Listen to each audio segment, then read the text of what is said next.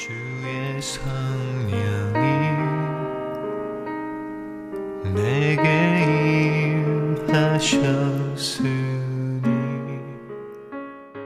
오늘은 5절 이하부터 이제 계속 다루게 되는데 히브리서 10장 5절 이하가 되겠어요. 그래서 여러분들 성경에서 히브리서 10장 5절을 보면 되겠습니다. 히브리 성경을 펴시고 또 교재 있으신 분들은 교재를 펴시고 보시면 되겠어요. 5절 한 절만 읽고 오늘 계속 강론을 시작하도록 하겠습니다. 5절 함께 있습니다. 시작.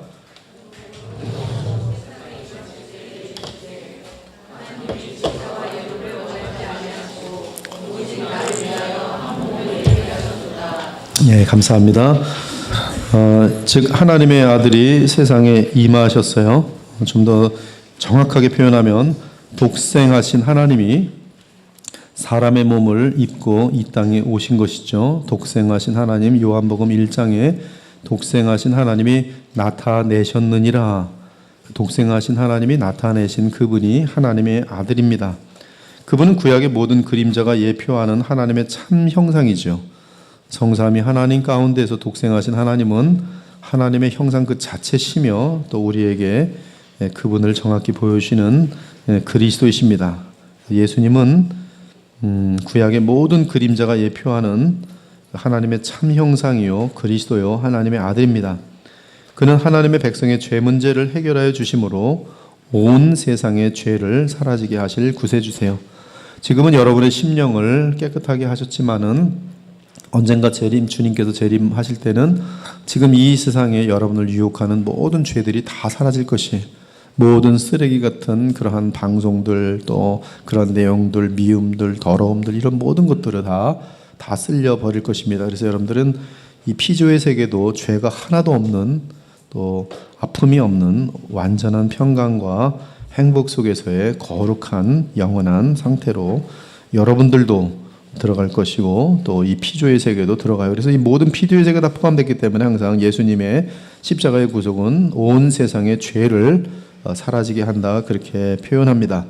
로마서 8장 같은 데 보면 모든 피조물들이 하나님의 아들들이 나타날 때를 기다린다고 되어 있는데요. 그때는 또 중간에 표현을 보면 우리의 몸의 속량을 우리도 기다린다고 되어 있어요. 즉 우리의 몸은 죄의 지체들, 죄의 세력으로 말미암아 죄의 지체로 쓰일 때가 많은데 그러나 그러한 모든 것에서 완벽하게 우리의 속사람은 지금 구원받았거든요. 그러나 우리의 몸까지도 이제 완전하게 죄와는 무관하게 될 그러한 날이 그리고 영원히 죄의 저주인 죽음과 무관하게 된 그런 영광의 부활체로 살게 될 날이 이제 오게 될 것입니다.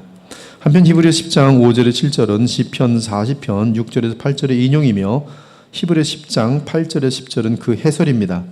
즉 예수님께서 자신이 이 세상에 오신 목적을 하나님과 관련해서 말씀하시는 내용이에요. 근데 시편 40편을 보면은 6절 8절에 이렇게 말합니다. 주께서 내 귀를 통하여 내게 들려주시기를 제사와 예물을 기뻐하지 아니하시며 번제와 속죄제를 요구하지 아니하신다 하신지라. 그때 내가 말하기를 내가 왔나이다. 나를 가리켜 기록한 것이 두루마리 책에 있나이다. 나의 하나님이여 내가 주의 뜻 행하기를 즐기오니 주의 법이 나의 심중에 있나이다 하였나이다. 이 시편 40편은 다윗이 지은 시입니다. 근데 히브리서 기자는 다윗이 지은 이 시를 하나님의 아들이 지은 시로 그렇게 여기고 있다는 사실이 놀라운 것이 히브리서 기자에 의하면 다윗 안에서 정녕 하나님의 아들이 말씀하고 있어요.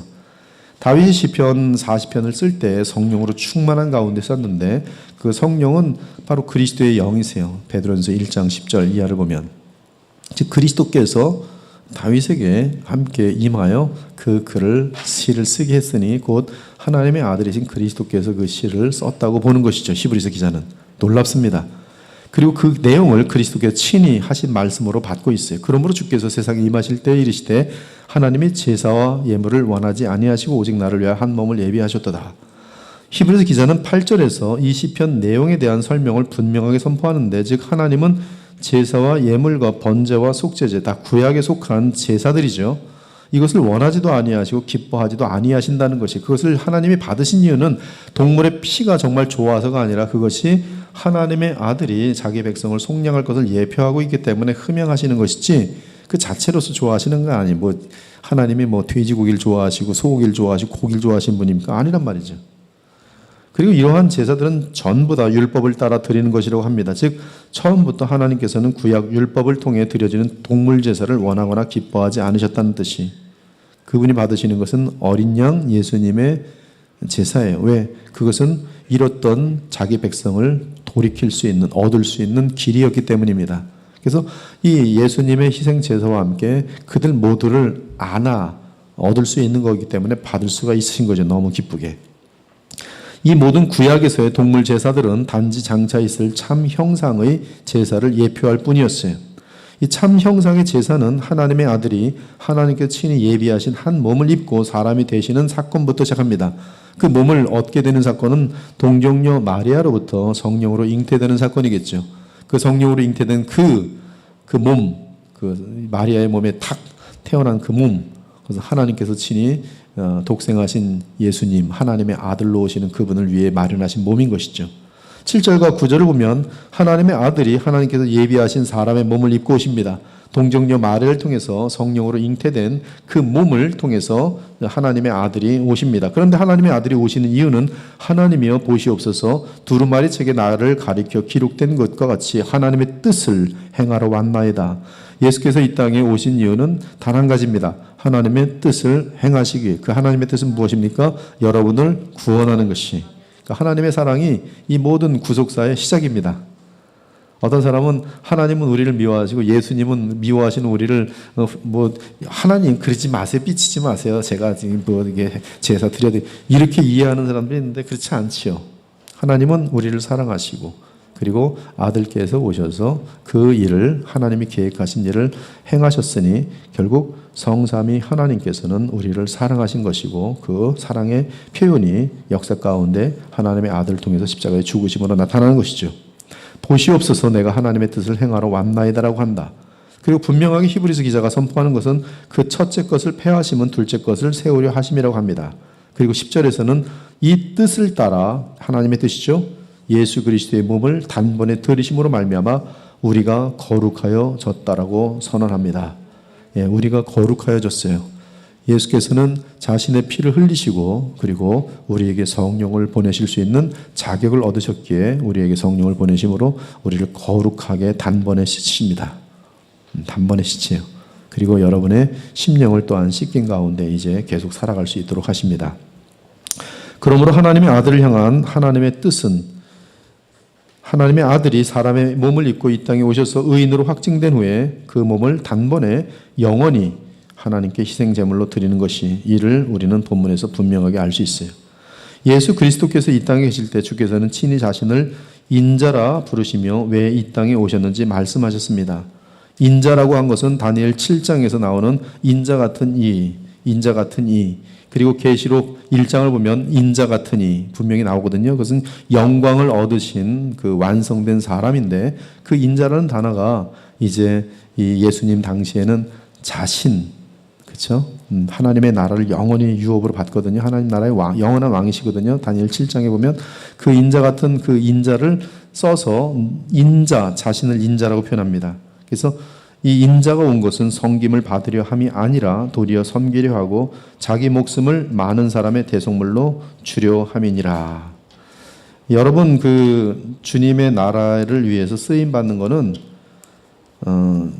다 똑같은 특성을 갖고 있어요.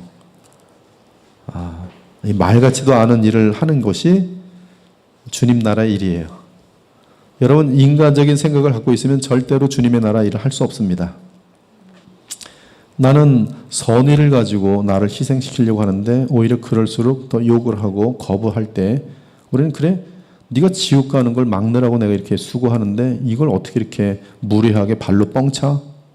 근데 그러한 영혼들을 향해서 끝까지 그래도 불쌍히 여기면서 다가가는 것이어야지 그것이 바로 복음의 정신이에요. 이 복음의 정신이라는 것은 결코 쉽지 않습니다. 여러분 섬긴다는 것은 일방적인 희생이에요. 그런데 그 섬김으로 말미암아 무슨 역사가 나타나냐면 그러한 섬기려는 아름다운 사랑의 마음을 가진 자들이 계속 만들어지는 것이 하나님 나라 확장입니다. 누군가가 본이 되었는데 그 본이 첫 번째가 누구냐면 예수님이죠. 그리고 그 예수님께서는 그 마음을 우리에게 생명과 함께 주셔서 우리는 또한 그 일을 하는 거예요. 그래서 우리는 이 세상에서는 세상 사람들이 전혀 이해할 수 없는 일을 하는 것이 복음의 삶입니다. 그리고 우리의 보상은 주님께서 영원한 나라에서 주시는 것이. 그러니까 여러분, 이 땅에서는 그냥 주님을 위한 삶은 아무도 이해할 수 없다라고 생각하시고 사는 게 제일 편해요. 벌써 따진다는 것은 주님으로 인한 삶이 아니에요. 내가 이 섬기는 것은, 교회를 섬기고 하나님의 나라를 섬기는 것은 그 유일한 동기는 뭐예요? 예수님의 십자가의 죽으심의 사랑이에요. 그거 외에는 없어요. 근데 그게 없으면 수고하고 나의 공로를 계산하게 되고, 그리고 그것 때문에 억울해지고, 그리고 그것 때문에 짜증이 나고 시험이 들고 어려워지는 것이. 그러나 여러분이 주님을 섬기는 모든 목적이 섬기려 오신 주님처럼 내가 그리스도인이 된 것이 그냥 일방적인 그분의 마음을 가지고 섬기는 것이라 할 때는 어렵지 않고 계속 그 일을 할 수가 있어요.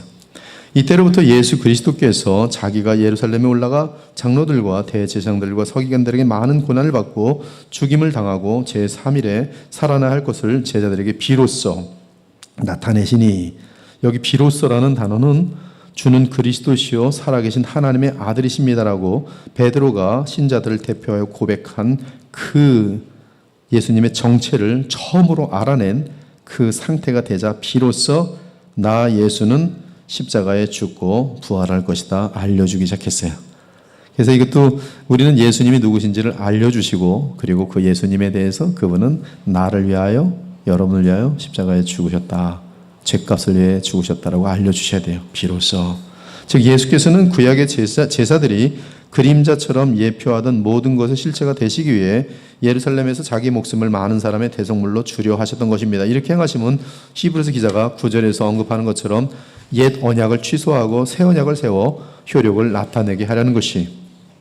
이때 새 언약의 효력은 실제로 사람의 마음을 거룩하게 만들고 성령을 통하여 그리스도의 생명을 주심으로 그들의 마음을 거룩하게 만들고, 그리스도의 생명을 어떻게 줄 수 있어요? 부활 승천하셨기 때문에, 만유에 주시기 때문에 주실 수가 있어요. 그러므로 메시아께서 십자가의 속량을 이루셨기 때문에 이제서 비로소 여러분들에게 그리스도의 생명, 예수님의 생명을 줄 수 있어요. 예수님의 생명을 받은 자들은 예수님처럼 살 수 있습니다. 네. 그래서 우리의 마음을 거룩하게 만들고 모든 죄책을 사하여 주시고, 따라서 율법의 형량을 결코 받을 필요가 없게 되며 나아가 하나님께서 마련하신 영원한 기업을 얻게 하는 것이. 11절을 보면 제사장마다 매일 서서 섬기며 자주 같은 제사를 드리되, 이 제사는 단번에 영원히 드린 제사는 아니, 이 제사는 그 앞의 제사예요. 즉 제사장이 날마다 드리는 이 땅에서의 제사는 언제나 죄를 없게 하지 못하거니와. 그렇죠? 그러나 오직 그리스도는 죄를 위하여 단번에 영원한 제사를 드리시고 하나님 우편에 앉으사. 하나님 우편에 앉으사. 11절에 보면 해마다 드리는 제사의 결정적인 약점은 죄를 없게 하지 못합니다. 실질적으로 제거를 못해요. 그래서 매해 또 드려야 돼요. 제사장도 또 갈리고. 그러나 그리스도께서 그 몸으로 드리신 제사는 영원한 효력을 가지고 있어요. 그래서 우리의 죄를 진실로 없게 하십니다. 단번에 영원히 드려진 제사예요. 따라서 더 이상의 제사는 필요 없습니다. 그리고 그리스도께서는 부활 승천하셔서 영원한 대제사장이 되어 하나님 우편에 앉으사 그의 영원한 희생 제사를 근거로 하여 하나님의 백성의 죄를 오늘도 제거하여 주시고, 오늘도 여러분의 죄를 용서해 주세요. 무엇에 근거해서? 자신의 영원한 희생 제물을 근거해서. 아버지요, 이자가 오늘도 죄를 지었지만 여기 제가 바친 영원한 희생 제물이 있사옵니다. 이의 죄를 용서하여 주옵소서. 당연하지. 예. 여러분 그 성경에서는 죄를 빚을 진 것으로 표현해요. 탕감돼요. 여러분들이 그래서 어떤 죄를 갖고 갈지라도 진심으로 이 복음의 새 언약을 믿으면 여러분들은 죄 사함을 받고 마음의 평안을 얻고 또 새 출발을 할 수가 있는 것입니다. 거룩하게 하시고 또 영원히 온전하게 하시는 것. 이 일을 언제까지 하시는가 하면 13절을 보니 주께서 택하신 백성이 한 사람도 빠짐없이 다 구원받을 때까지 하십니다. 그리고 그 후에 죄로운 세상을 더럽히고 인류를 파멸하도록 만들고 나아가 주의 백성들을 미혹하여 비참케 했던 모든 원수들을 그 발등상에 있게 할 것이에요. 그 발 아래 이제 짓밟게 될 것입니다. 로마서 16장에 나오죠. 그가 모든 원수를 그 발 아래 둘 때까지 반드시 왕 노릇하시리니, 지금 그리스도는 왕 노릇하십니다. 왕 노릇하세요. 그래서 계속 자기 백성들을 하나도 놓치지 않고 얻으세요. 제가 오늘 아침인가 어저께인가 그런 생각을 했어요. 성경 보다가 왜 예수님을 믿는 사람들이 이 세상에서 좀 활달하게 뭐든지 승리하고 또 그리스도의 나라의 왕국이 이 땅에 임해서 정말 사탄이나 이런 것들이 발악하지 못하고 정치적으로 그렇고 다 그럴 수 있는데 왜 이렇게 참된 크리스찬들은 점점 좁아지고 더 어려워지는 그런 세상이 되어가는 걸까? 근데 그 마음속에 이런 생각이 들어요. 하나님은 전능하시기 때문에 당장이라도 그걸 하시겠더라고요. 그렇지. 그럼 왜 신자들에게는 어려운 상황들이 오는 때가 있을까? 왜 예수님을 믿는 제자들은 심지어 순교를 당하는 것이 하나의 관례처럼 되는 그런 시대도 있었을까? 그리고 기독교 역사 가운데는 굉장히 어려운, 또 청교도 시절 같은 데는 영국에서는 그 핍박이 대단했거든요. 그 가톨릭에서 개신교들이 죽은 숫자가 1000만이 넘어가요. 나치에서 600만이 죽었다 그러지만 이 가톨릭에 의해서 개신교들이 죽은 것은 1000만이 넘어갑니다. 바돌로메 이런 이 프랑스의 휴그노 이런 사건들은요, 우리가 다 참 다시 한번 검토해 봐야 될 그런 내용들이에요. 얼마나 무서운 일들이 많이 진행되는지. 그런 것들은 왜 그랬을까? 근데 이 생각이 하나 들었어요. 신자들에게 고난이 깊을수록 놀라운 것은 그들은 그리스도를 훨씬 더 닮더라는 거죠. 그래서 하나님은 어떤 사람들을 지극히 복 주시기 위해서는 고난을 주실 수밖에 없구나. 왜? 고난이야말로 그 사람을 하나님의 사람으로 빚어내는 데 있어서의 이 죄가 들어온 이 세상에서의 하나님의 방법이기 때문에 그래요. 그러니까 고난 당한다는 것은 오히려 크리스찬들은 하나님의 완전한 섭리 가운데 주어지는 그 상황 속에서 최고의 신자들이 나오는 거예요. 그리고 딱 역사를 봤더니 실제 그래요. 기독교가 핍박받고 있을 때 가장 위대한 신자들이 나오고요. 또 영원히 지워지지 아니할 그런 글들이 나와요. 글들이. 그래서 행복할 때나 상황이 어려울 때나 다 찬송할 때고 기뻐하는구나. 그리고 어려움이 생기면 더 예수님을 정말로 이게 가능하기 때문에 허락되신 환경인 줄 알고 그땐 더 많이 기도하고 더 많이 서로 하나가 돼서 주님 한번 붙들고 하면 지극히 거룩하여지고 지극히 아름다워지는구나. 하나님께서 지금 당장도 지금 다 쓸어버리고 죄도 뒤집을 수 있는데 안 그러시는 이유는 죄가 많은 곳에서 더 강한 훈련받는 사람들 보세요. 여러분들 시험 같은 거 어려운 시험 합격한 사람이 훌륭해요? 아니면 누구나 다 푸는 1+1 해결한 사람이 훌륭해요?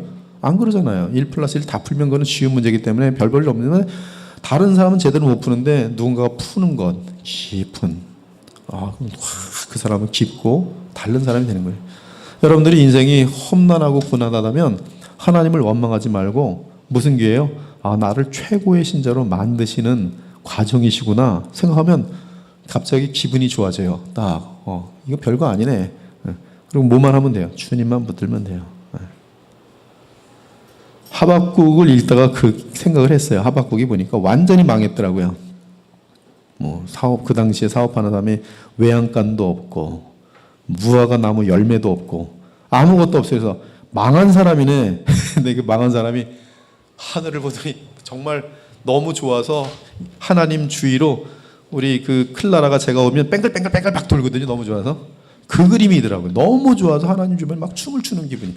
이게 어떻게 가능한가? 성경이 말하는 것은 믿음으로 말미암아 모든 환경을 초월하는 감당할 수 없는 기쁨을 누리는 게 복음의 능력이다. 그걸 표현하고 있더래요. 그걸 표현하고 있어요. 여러분 그것이 복음의 세계예요.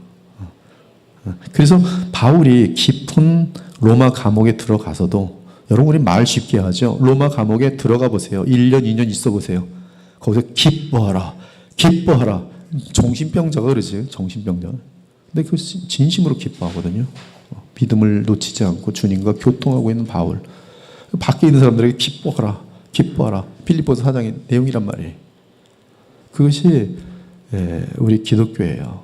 여러분 기독교란 이름 가지고 이 세상에서 잘 먹고 잘 사는 것으로 예수님을 증명하려고 하지 마세요.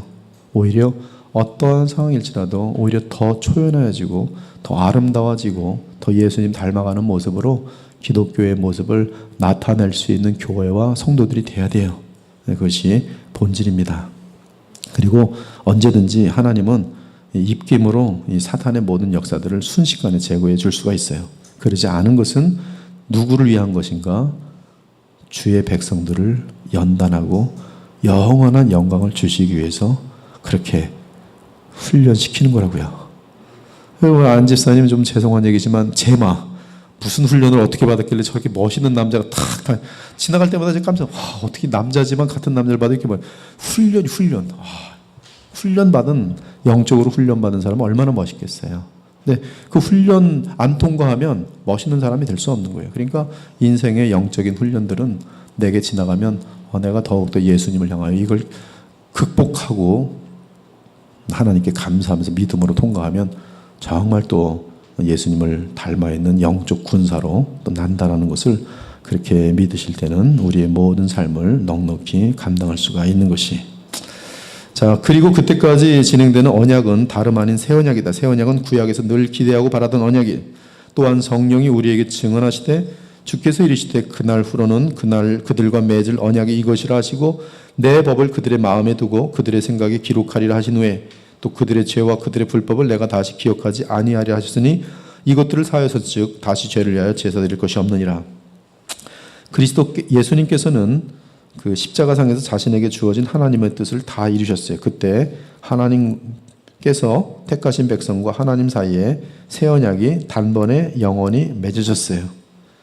예수께서 큰 소리를 지르시고 숨지시니라. 이에 성소의장이 위로부터 아래까지 찢어져. 무슨 뜻이에요? 하나님과의 교통이 열렸다는 것이죠. 열렸어요. 언제? 주님께서 그의 속죄 사역을 다 마무리하고 그 숨이 마지막 숨을 거둘 때에 다 이루었어요. 너무 감사하죠? 다 이루었다. 여러분은 지금 예수님 덕분에 하나님과 교통합니다. 얼마나 기쁜지 몰라요. 이미 지금까지 확인한 것처럼 새 언약은 예수님께서 자신의 피로 친히 보장하신 언약이 또한 더 나은 약속에 대한 더 나은 언약입니다. 새 언약은 이제 영원히 깨어질 수 없어요. 그 이유는 새 언약은 하나님과 예수 그리스도 사이의 언약으로서 그리스도 안에 이미 하나님께서 택하신 백성이 다 포함되어 있기 때문에 그래요. 이 새 언약이 얼마나 소중한 것이면 창세기 12장부터 아브라함과 맺은 언약은 전부 다 새 언약과 연결되게 돼 있어요. 그래서 아브라함의 품, 아브라함은 복음을 믿고 구원을 얻었다. 갈라디아서에 정확히 말하고 있어요. 그리고 아브라함의 언약의 성취는 바로 예수 그리스도로 말미암는 새 언약이.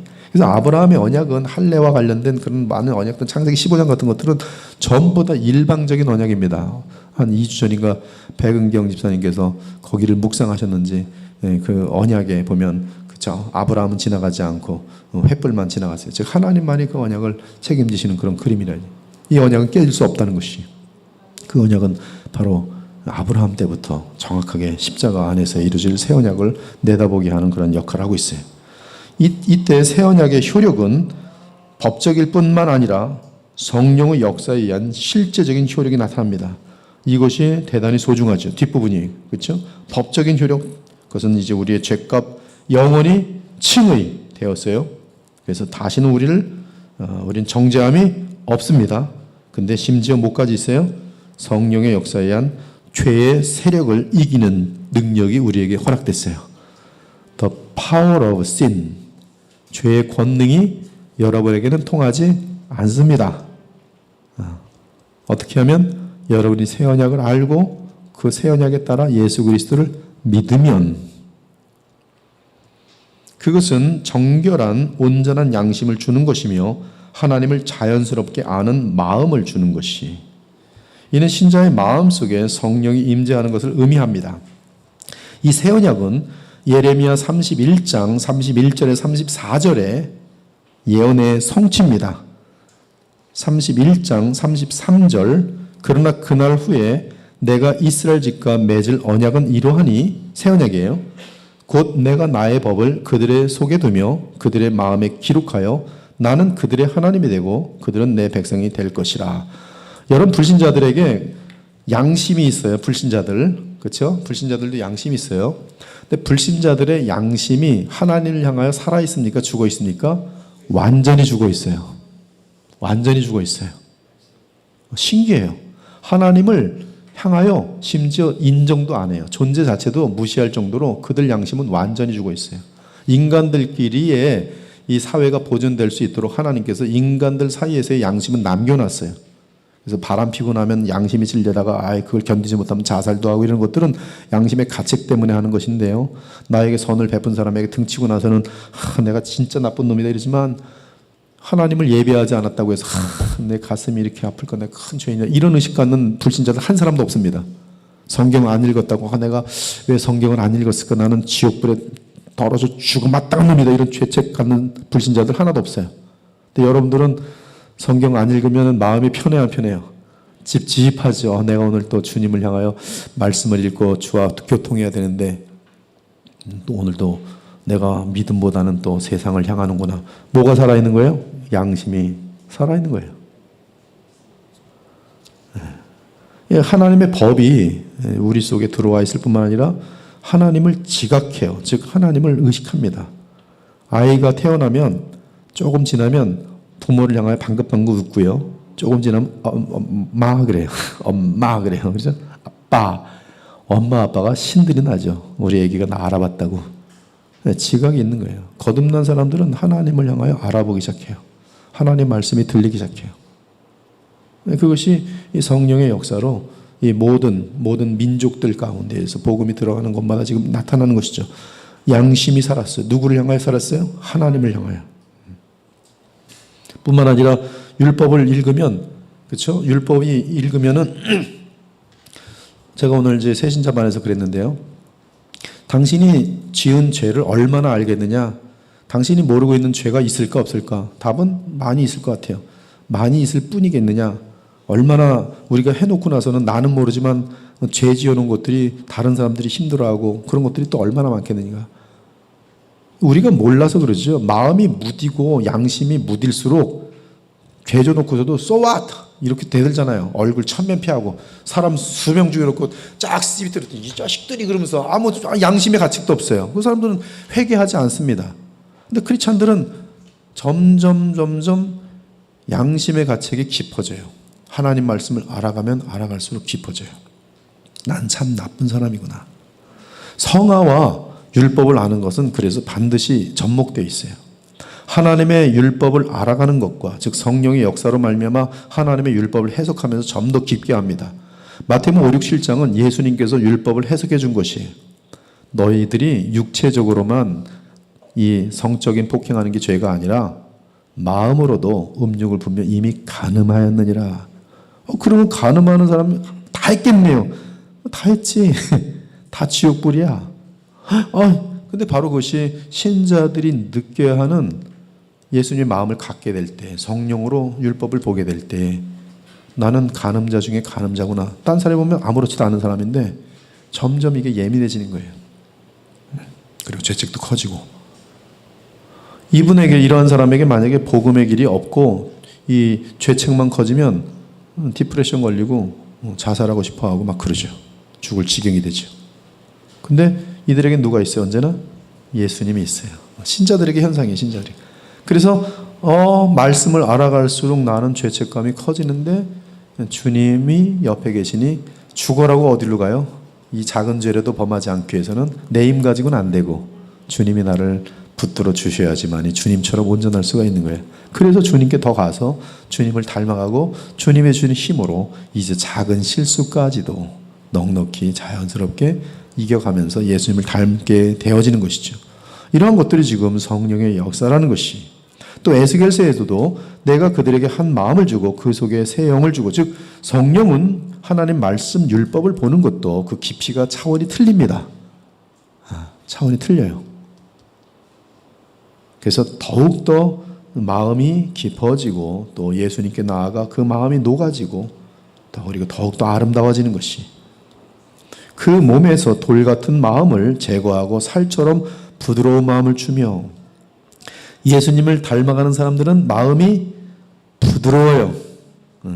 예수님을 닮지 않은 사람들은 마음이 굳습니다.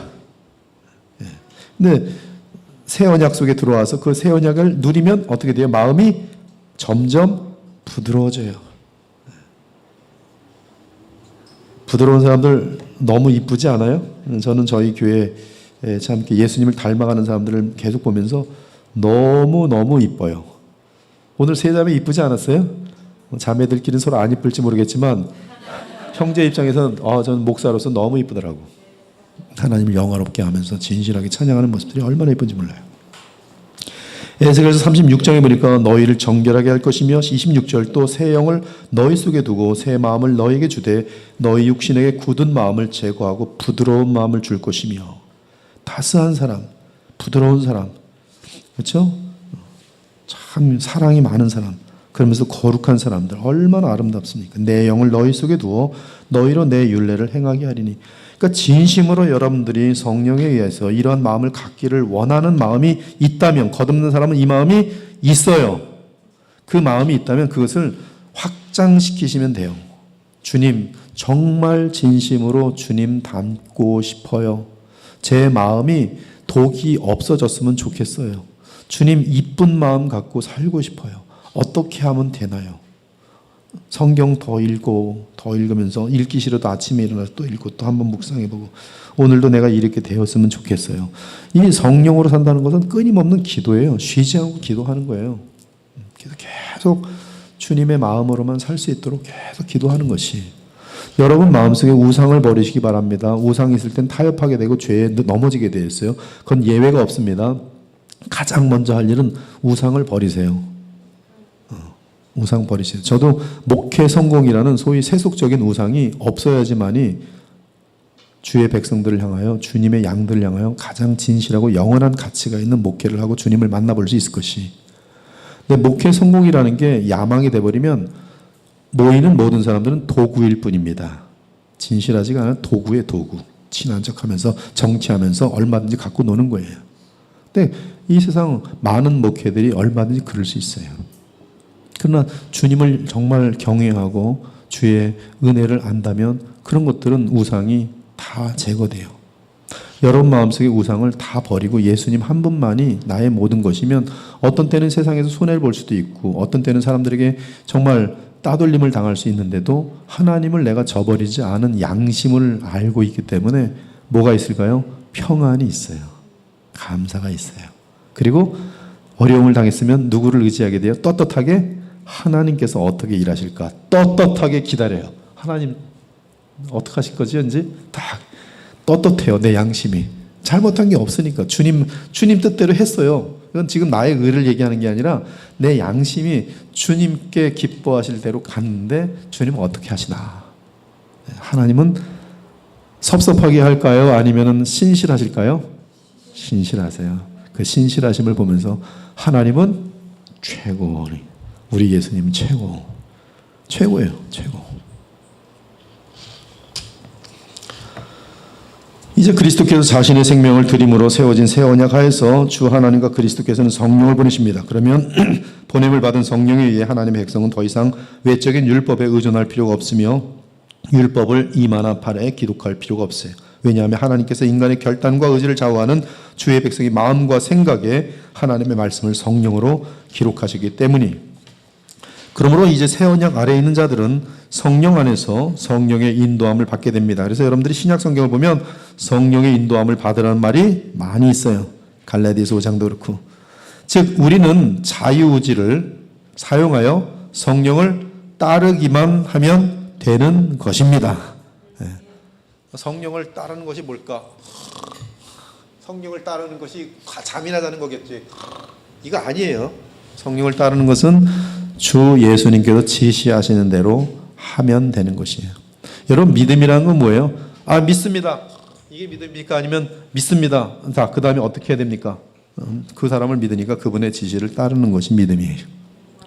근데 많은 사람들이 자신의 게으름과 방종을 믿음이라는 잘못된 개념으로 맡겨버리고 일도 안 하고, 참 믿어요. 하나님께서 복 주실 거 믿어요. 공부 안 해? 무슨 공부해? 하나님께 기도만 하면 돼요. 이거 아니죠. 주님께서 믿는다는 때 주님께서 들려주세요. 공부해라. 그건 뭐예요? 공부해야죠. 주님을 믿으니까. 주님이 시키는 대로 될 거예요. 믿는다는 것은 그분이 나보다 내 인생을 잘 아시기 때문에 내 생각대로 달려가지 않고 누구 생각대로 달려가는 거예요? 나를 지으신 그분의 생각대로 달려가게 되는 거예요. 근데 그분의 요구가 있어요, 없어요? 있단 말이에요. 있단 말이에요. 죄 짓지 마라. 요구예요. 섞지 마라. 요구예요. 일찍 일어나서 말씀 봐라. 요구예요. 주님이 시키는 대로 하는 것이 믿음의 삶이란 말이에요. 근데 믿는다고 하고선 주님이 시키는 거 하나도 안 쫓아요. 교회도 안 나가고 주일날도 빠지고 그러면서 믿습니다. 뭘 믿어요? 장난합니까?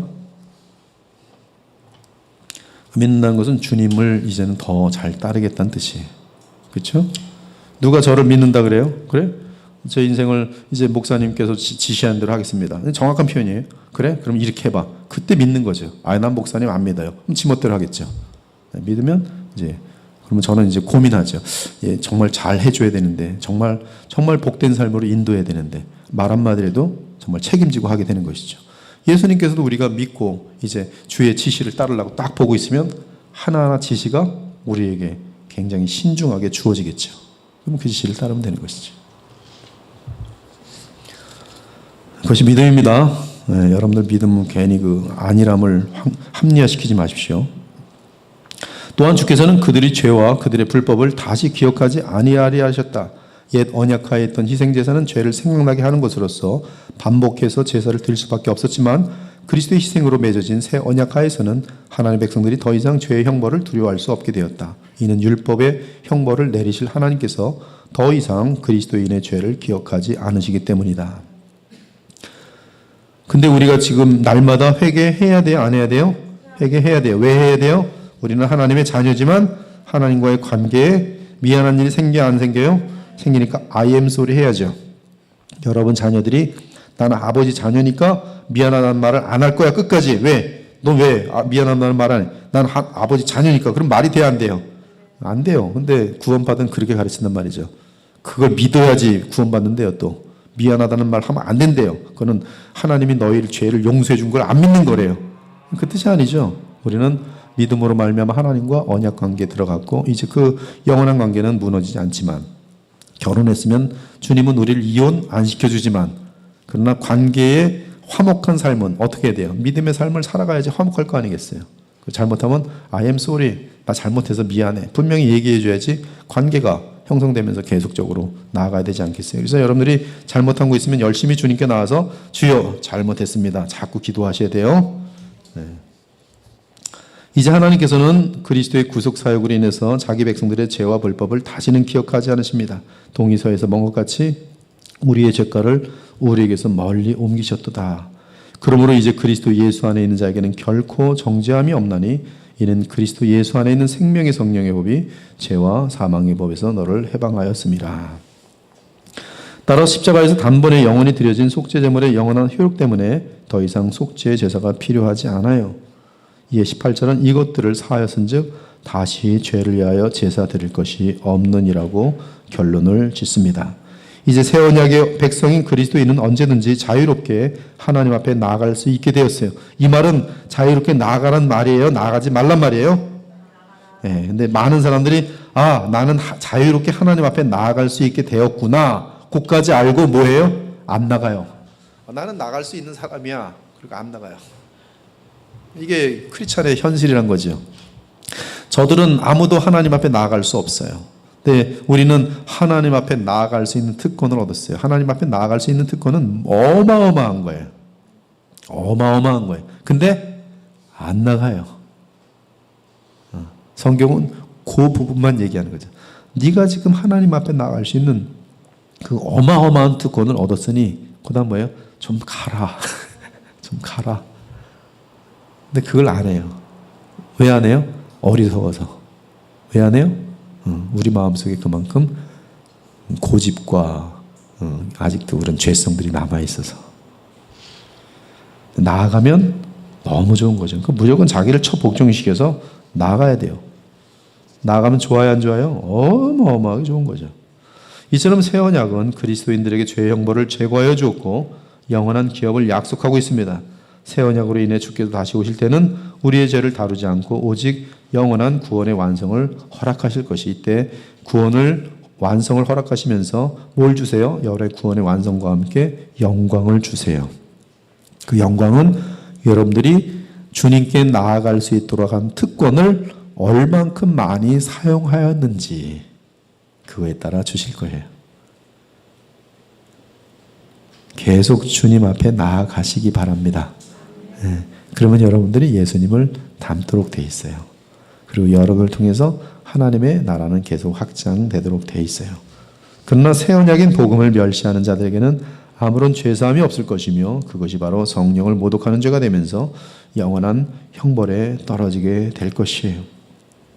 그러므로 인류에게 유일한 구원의 길은 오직 새 언약인 복음을 받아들이고 그리스도를 왕과 구세주로 영접하고 그분 안에서 죄사함과 온전한 양심을 새롭게 얻는 것입니다. 특히 14절을 보면 새 언약 안에서 그리스도 안에 있는 자들을 향한 구원과 용서는 결단코 취소될 수 없습니다. 그래서 여러분들이 거듭난 사람이면 또 하나님을 향하여 아빠, 아버지라 인식하면서 주님이 뭘 기뻐하는지 알고 그러한 지각이 있고 그리고 순종을 하는 면들이 있다면 여러분들은 구원이 취소될 수 없어요. 그러나 더 열심히 주님께 나가서 주님을 그분과의 관계를 누릴 건지 안 누릴 건지는 여러분 각자의 자유의지에 달려있는 것이. 그래서 여러분들은 롯처럼 되지 마시고 그렇죠? 풍성한 삶을 누리며 또 주님 만났을 때도 잘했다 칭찬 받을 수 있어야 되는 것이죠. 주님을 만날 때 주님이 착하고 충성된 종아, 그 칭찬은 너무나 영원한 영광스러운 칭찬이 될 것이에요. 여러분이 그 칭찬을 마음속에 두고 남은 삶을 살 수 있기를 바랍니다. 저도 그 칭찬을 받을 날을 바라보면서 열심히 살 테니까 여러분들도 살면 되겠어요. 그러므로 거듭남은 취소될 수 없으며 이미 거듭난 자의 마음속에는 완전하게 거룩한 생명법, 완전한 죄사함이 다 이루어져 있습니다. 이제 거듭난 주의 백성들의 과제는, 이게 이제 우리에게 중요한 거죠. 과제는 여러분 읽어보세요. 시작.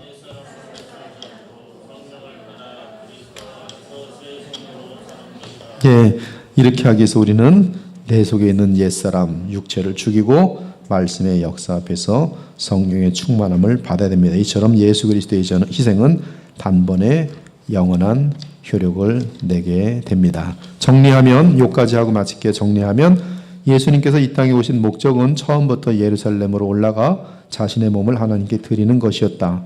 이는 하나님께서 그분에게 맡기신 자들을 대신하여 속죄의 제물이 되기 위함이었다. 따라서 예수 그리스도를 믿어 그리스도와 연합하게 된 자들은 죄로 인한 형벌을 받을 필요가 없다. 즉 영원한 죄사함을 단번에 받은 것이다. 오늘 여기까지 하고 다음 주 계속 이어가겠습니다.